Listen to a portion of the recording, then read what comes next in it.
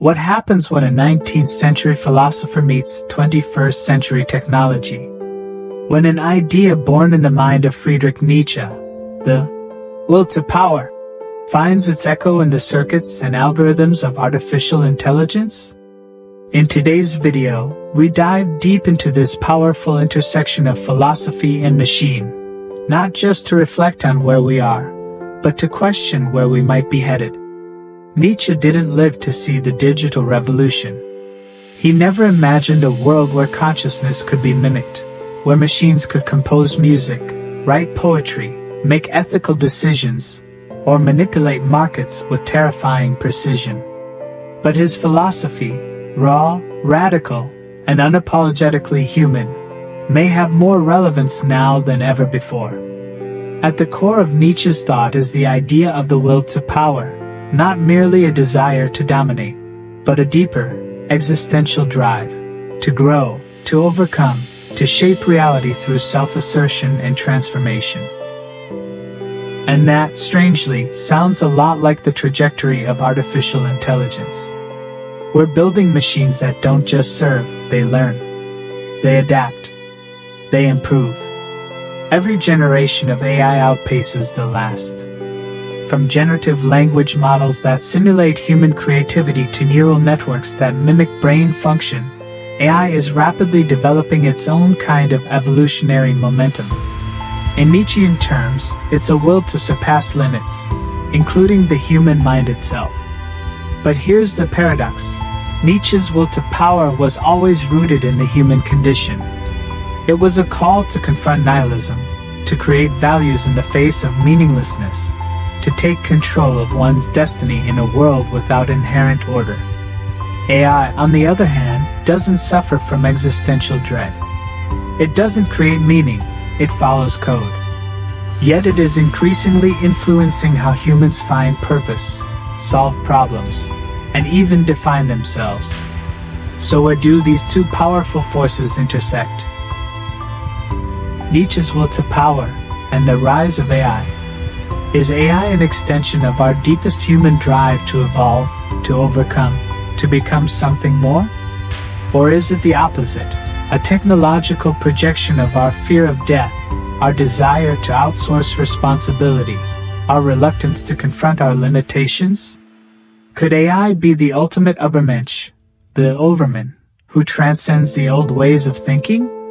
Or is it a cold, calculating mirror that reveals just how much of our power was never ours to begin with? These are the questions we'll explore today. This isn't just a conversation about machines. It's a conversation about meaning, identity, ethics, and the future of humanity. Because when Nietzsche asked what it meant to become who we are, he probably never imagined that we'd be programming machines to answer the same question. Friedrich Nietzsche's The Will to Power is not a traditional book. It is a mosaic of fragments, thoughts, and raw philosophical insights compiled posthumously from his notebooks. Yet within its pages lies one of Nietzsche's most ambitious and unsettling visions, a redefinition of life itself through the lens of power, creation, and transformation. Nietzsche does not speak of power merely in the political sense. Rather, he sees it as the underlying force of existence, the pulse behind evolution, ambition, creativity, and even morality.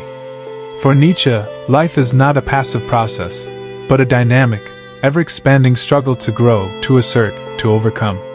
He calls this the will to power, a fundamental drive that shapes not only individual humans but cultures, values, and civilizations themselves.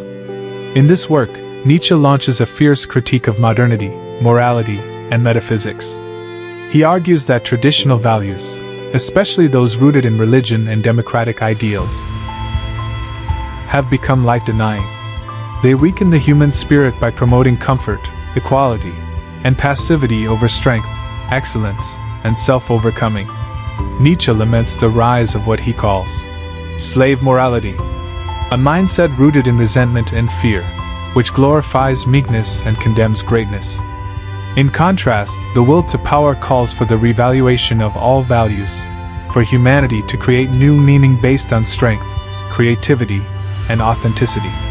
Nietzsche's writing is provocative, even dangerous.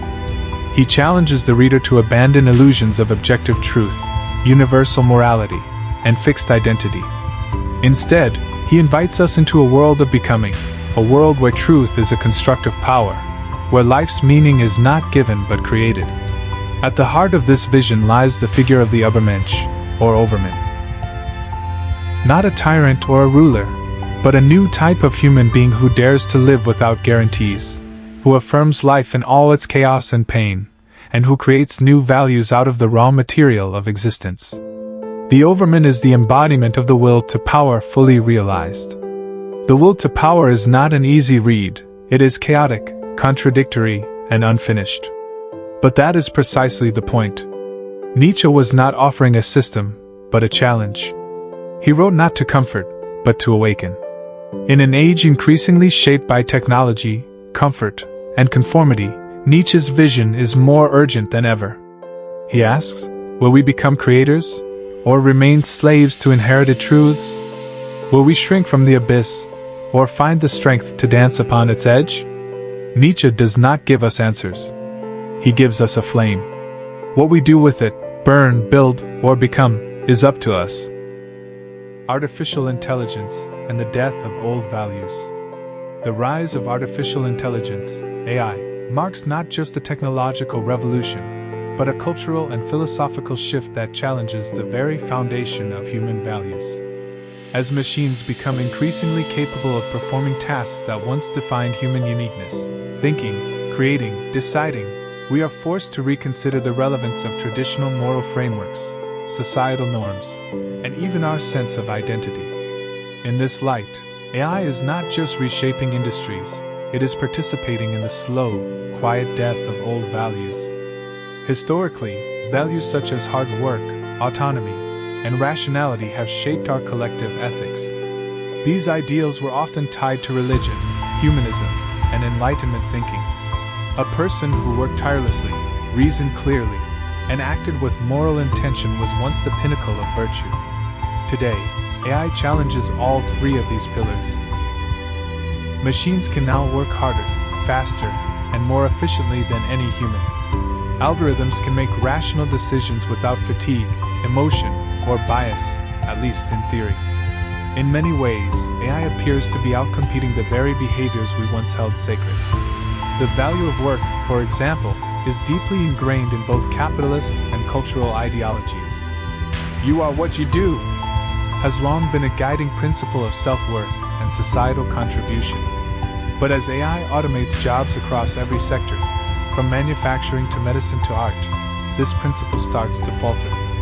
If humans are no longer the primary producers of labor or creativity, what becomes of our identity? What happens when intelligence, once considered the crown jewel of human capability, becomes a commodity?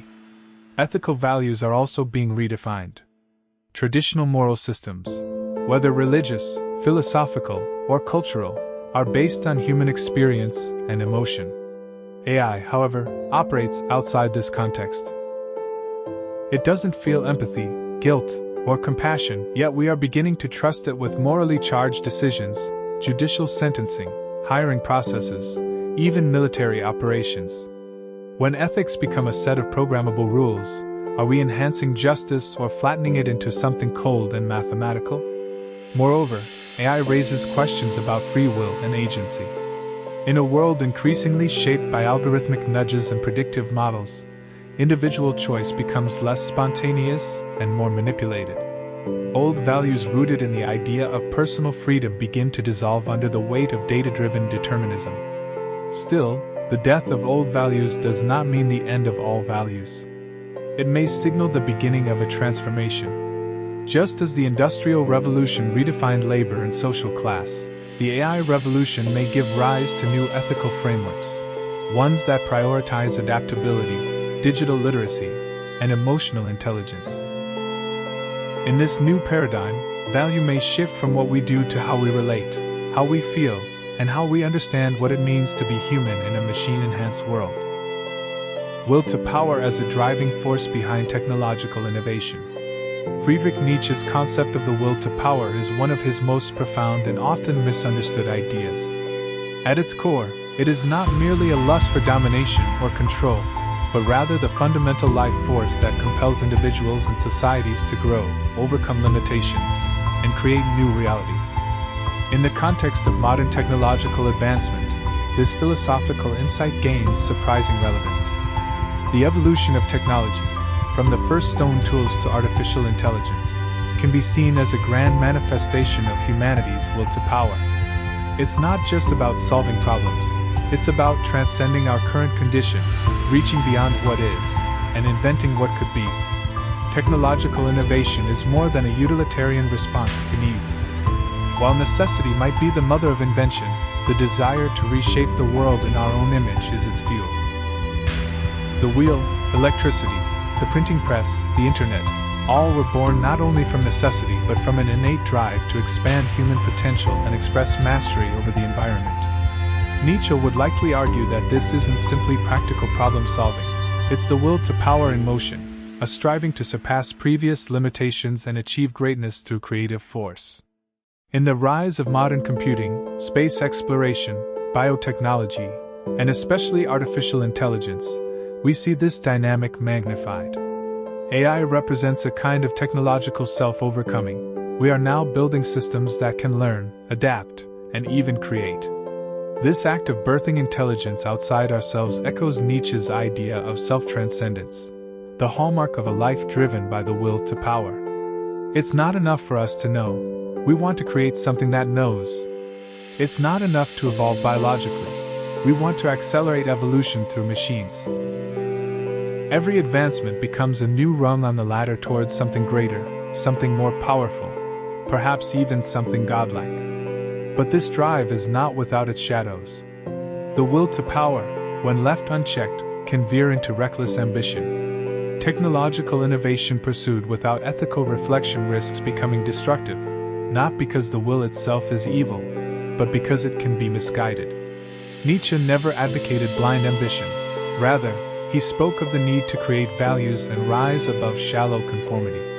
In technology, this means aligning our innovations with deeply considered human ideals, creativity, freedom, empathy, rather than pure efficiency or profit.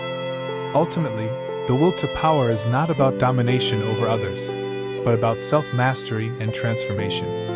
When channeled consciously, it leads to progress and human flourishing. Technological innovation, when guided by a clear and creative will, becomes not just advancement, but a kind of art. The art of reshaping existence itself. In this sense, every breakthrough is not only the risk of becoming the last man. Friedrich Nietzsche's concept of the last man is perhaps one of the most haunting warnings in all of modern philosophy. He describes them as comfortable, docile, risk-averse individuals who have traded greatness for security, depth for entertainment, and challenge for ease. These last men live in a world where everything is convenient and safe, yet nothing truly matters. They fear discomfort, loathe risk, and value nothing beyond their own immediate pleasure. While Nietzsche introduced this idea in the late 19th century, its resonance with today's technological world, especially with the rise of artificial intelligence, is eerily prophetic. In our age, AI promises to take over many of the difficult, tedious, and even creative tasks that once required human effort. From composing music and writing essays to diagnosing illnesses and driving cars, machines are rapidly absorbing responsibilities that once demanded learning, skill, and experience. On the surface, this seems like progress, and in many ways it is. But Nietzsche would challenge us to look deeper. Are we using these advancements to elevate human potential, or are we outsourcing the very struggles that define our humanity? The risk, Nietzsche might say, is that in handing over so much to AI, we lose the friction that fuels growth. We become spectators in our own lives, allowing algorithms to entertain us, solve our problems, and even guide our moral decisions. In exchange for convenience, we risk becoming the very last men he warned against, a generation dulled by comfort, anesthetized by technology, and unable or unwilling to will anything beyond survival and pleasure. This does not mean that AI is inherently harmful, but it does mean that how we use it matters deeply. Nietzsche believed that greatness arises from the will to overcome. challenge, failure, and resistance are not annoyances to be avoided. They are the very crucibles in which higher human potential is forged. If AI removes these necessary frictions, we may find ourselves in a society that is technologically advanced but spiritually empty, filled with last men who have everything and value nothing. To resist this fate, we must consciously choose paths of meaning over mere comfort. We must treat AI as a tool, not a crutch. We must continue to strive, to create, to question, and to confront life's difficulties head-on, even when easier alternatives are offered by machines. The will to power, in Nietzsche's vision, calls us not to be safe, but to be strong, not to surrender, but to surpass. The real danger of the last men is not that they are weak, it's that they no longer aspire to be strong. In an age of AI, Nietzsche's challenge remains urgent. Will we rise to become more than human, or settle for becoming less? Übermensch versus superintelligence, humanity's dual aspiration.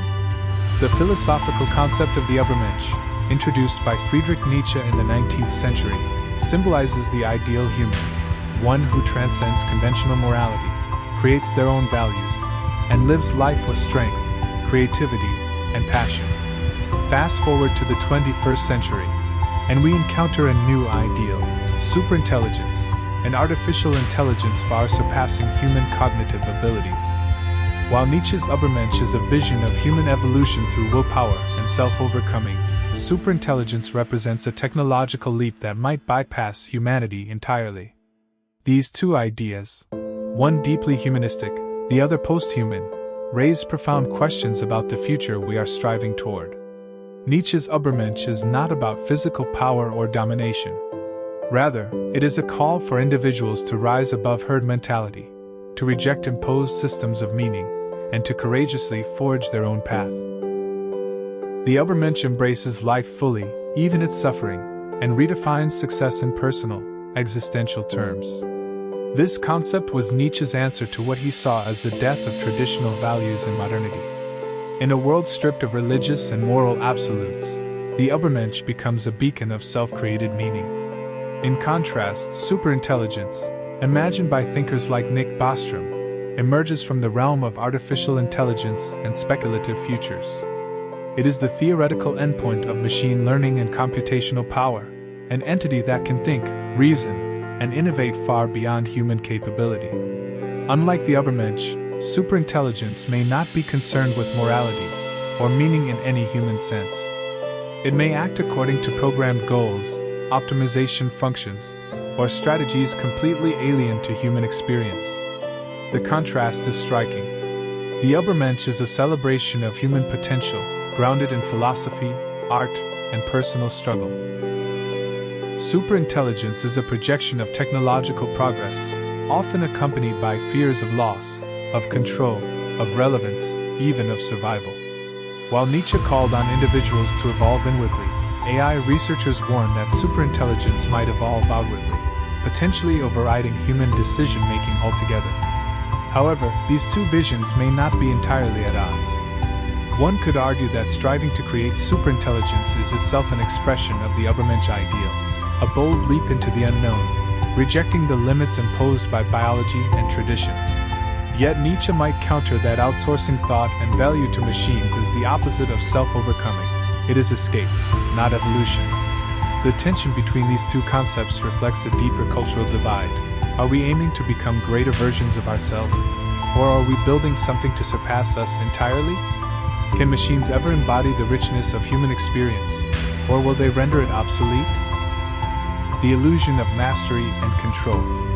In a world increasingly driven by progress, efficiency, and data, humanity finds comfort in the belief that we are in control.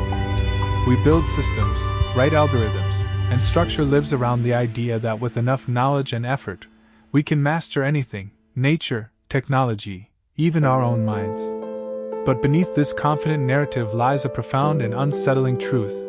Mastery is often an illusion, and control is more fragile than we dare to admit. From early civilizations to modern societies, the pursuit of control has shaped our understanding of success and power. We've tamed wild landscapes, cured deadly diseases, and even extended life expectancy. These achievements seem to confirm the triumph of human intellect. Yet, every breakthrough is accompanied by new uncertainties. Climate change, born from industrial mastery, now threatens our very survival. Algorithms designed to optimize our choices end up distorting our perceptions and limiting our freedom. The more we believe we have mastered the world, the more we reveal how little we truly control. The illusion of control is especially evident in our relationship with technology. Smartphones, smart homes, and artificial intelligence promise convenience and efficiency. But with every tap and swipe, we surrender data, privacy, and autonomy. We feel empowered by technology, yet are subtly guided by it, nudged by algorithms, tracked by systems, and influenced by machines we barely understand. The control we think we have is often a curated experience designed by unseen hands. Psychologically, humans are wired to crave certainty. The brain is uncomfortable with ambiguity, so it creates narratives to fill the gaps. This is why we overestimate our ability to predict outcomes, manage risk, or resist manipulation. We tell ourselves we're in charge, that we're rational actors steering the ship of life. In truth, we're often responding to forces, biological, emotional, social, that lie outside our conscious awareness. Even in personal life, the illusion of mastery can be deceptive. People meticulously plan careers, relationships, and futures, believing that discipline and foresight will guarantee success. Yet unexpected illness, accidents, or economic shifts can undo years of effort in a moment. Control, in this sense, is more of a coping mechanism than a reliable reality. It gives us structure and purpose, but not immunity from chaos. None of this is to say that effort, knowledge, or intention are meaningless. On the contrary, striving for understanding and influence is part of what makes us human. But recognizing the limits of control is equally important. It humbles us, makes us more resilient, and encourages adaptability over rigidity. True wisdom may lie not in conquering the world, but in learning to live with its unpredictability. The loss of struggle and human becoming. In an age of rapid technological advancement, comfort, and convenience, the notion of struggle has taken on a negative connotation. We seek ways to minimize friction in our lives, faster delivery, quicker answers, instant gratification. Yet in this relentless pursuit of ease, we risk losing something fundamental to the human experience: struggle. More than just an obstacle, struggle is the crucible in which character is forged and identity shaped. Without it, the process of human becoming is stunted, leaving us in a state of passive existence rather than dynamic growth. Struggle is not merely hardship. It is the challenge that compels us to confront ourselves. It demands resilience, adaptability, and vision. From the myths of Prometheus to the biographies of revolutionaries, inventors, and artists, human greatness is invariably born from conflict, internal or external. When we struggle, we are forced to examine what we value, what we are capable of, and how we relate to others. Struggle provides the context in which meaning arises. The modern world, however, is increasingly structured to eliminate struggle. Algorithms anticipate our desires, machines perform our tasks, and digital lives offer curated escapes from discomfort. While these advancements have undeniable benefits, such as improving healthcare or enhancing education, they also threaten to dull the edge of human experience. In minimizing the friction of life, we risk minimizing our capacity to grow. Without struggle, we do not learn patience, nor do we learn the satisfaction that follows perseverance. Instant success is often shallow, while success earned through effort brings with it deeper understanding and humility. It is in failure, in the process of falling and rising again, that we gain self-awareness and compassion. These are not just admirable traits. They are essential to becoming fully human. Moreover, when society strips away struggle from everyday life, it can lead to a crisis of purpose. Comfort without meaning breeds discontent. Many people today find themselves lost in abundance, paralyzed by choice, or numbed by convenience. The rise in mental health challenges, particularly among youth, may in part be tied to a lack of meaningful struggle. When everything is available but nothing is earned, the soul withers. Struggle also serves as a connective tissue among humans. Shared hardship builds solidarity. Movements for justice, freedom, and dignity have always required collective struggle. In facing adversity together, communities form, empathy grows, and change becomes possible. A society that avoids struggle may also lose its moral compass, becoming complacent in the face of injustice because it demands too much effort to oppose it. To reclaim our humanity, we must reframe our relationship with struggle. Not as something to be feared or escape, but as something necessary for transformation. As we stand at the edge of an artificial future, the echo of Nietzsche's philosophy lingers louder than ever. The will to power, that internal flame that urges us to transcend, to shape, to become, has undeniably played a role in the rise of artificial intelligence. But now, we are confronted with a profound challenge. We've created something that might surpass us, not just in knowledge or speed, but in influence. And yet, Nietzsche's will to power was never just about dominance or technological advancement. It was about becoming, confronting the void, rejecting passive obedience, and forging a self that embraces creativity, responsibility, and courage. In this light, AI is not the Übermensch. It lacks consciousness. It does not suffer, it does not will, it does not wrestle with despair or dream of eternity. It calculates, optimizes, predicts, but it does not create values. That remains our task, and it may be the most urgent one of all. Because AI, powerful as it is, inherits the intentions of its makers. It reflects the goals, biases, and blind spots of those who program it. The will to power, when channeled through a machine without conscience, can become a tool of surveillance, manipulation, or control. But when guided by human creativity, wisdom, and ethical reflection, it can also become a means of liberation, a force that expands access to knowledge, empowers innovation, and amplifies our better angels. The question isn't just what AI will become. The deeper question is, what will we become in the process? Will we continue to chase convenience at the cost of critical thinking? Will we allow algorithms to shape our desires, our identities, even our morality? Or will we use this moment to reawaken our own will to power, to choose meaning over nihilism, creation over consumption, awareness over automation? Nietzsche warned us of a world where people would become last men. Comfort-seeking, risk-averse, disconnected from greatness. AI could make that easier than ever. But it also offers a strange kind of challenge, a mirror that forces us to ask who we are and what we truly value. In the end, AI is a tool, a powerful one, but we are still the storytellers, the ones with the will, the imagination, the responsibility. Nietzsche didn't leave us with answers. He left us with provocations, with the demand to rise, to confront chaos, and to become the authors of our own lives. In the age of AI, that demand is not diminished. It's amplified. So let's not surrender our power to the machine. Let's wield it wisely, with vision, with depth, with courage. Because the future isn't being written by lines of code alone.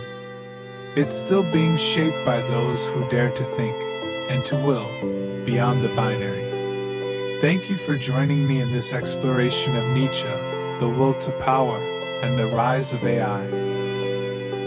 If this conversation sparked new questions or challenged your views, you're not alone. That's exactly where transformation begins.